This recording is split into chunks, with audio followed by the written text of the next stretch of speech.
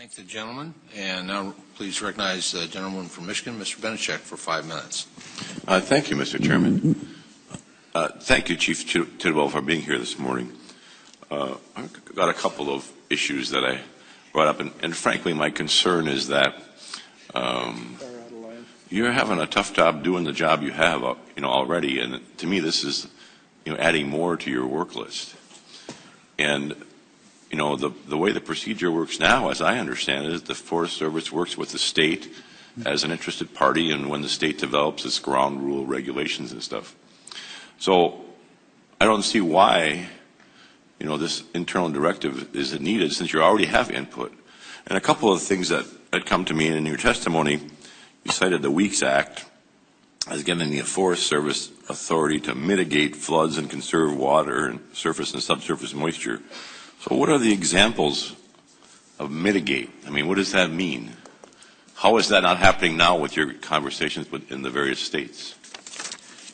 Well, an example of mitigation, if there is a surface occupancy of the national forest that's being proposed and it's going to have some effect on the quality of groundwater, if there's things that we can put into place. Well, give me an example. Give me some examples of what you mean, mitigate.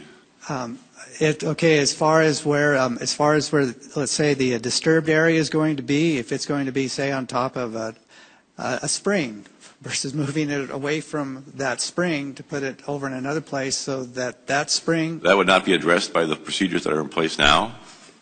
Exactly. That's why this is the only difference here is to have a consistent. I don't see that people can't build on top of a spring, right now. That's one example. Another example is that referring to. That's not an example that works, though, Chief. Okay. So with the mining proposal, there are the proposals in Minnesota. We're working with the proponents in the state to evaluate the impacts of groundwater.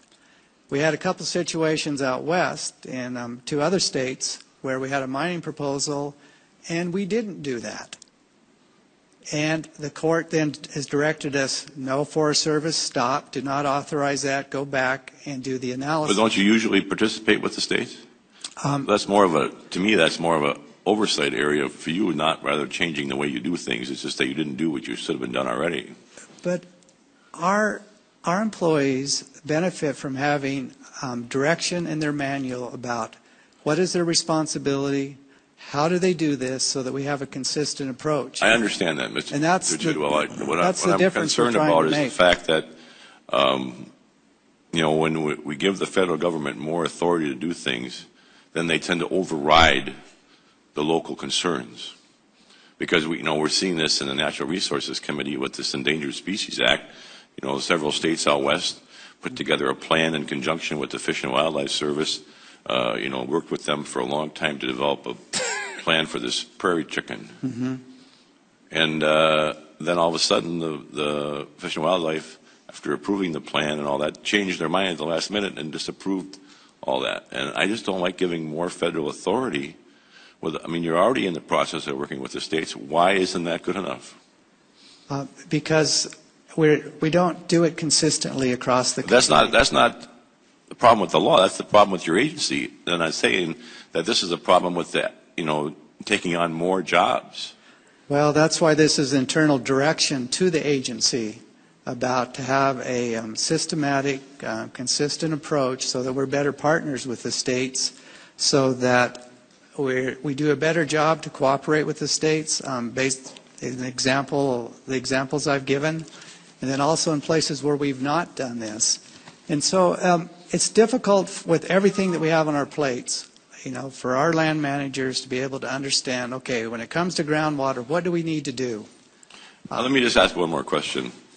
In your written testimony, it says, through comments on specific proposed Forest Service decisions and through other avenues, the public has increasingly indicated it expects the Forest Service to review and address potential impacts on groundwater. What other avenues are you talking about? For instance, if there's a proposal that's adjacent to the national forest and it has the potential to maybe impact groundwater on the national forest, the opportunity we have to be able to submit a comment, to that entity who's ever regulating that authority. Comments through other avenues the public has increasingly indicated. So what other avenues does the public have to comment on your decisions, besides the comment period that we're talking about? So on the proposed directive, when we actually would then go to use this and evaluate it on a project, the public also has a opportunity to comment on that.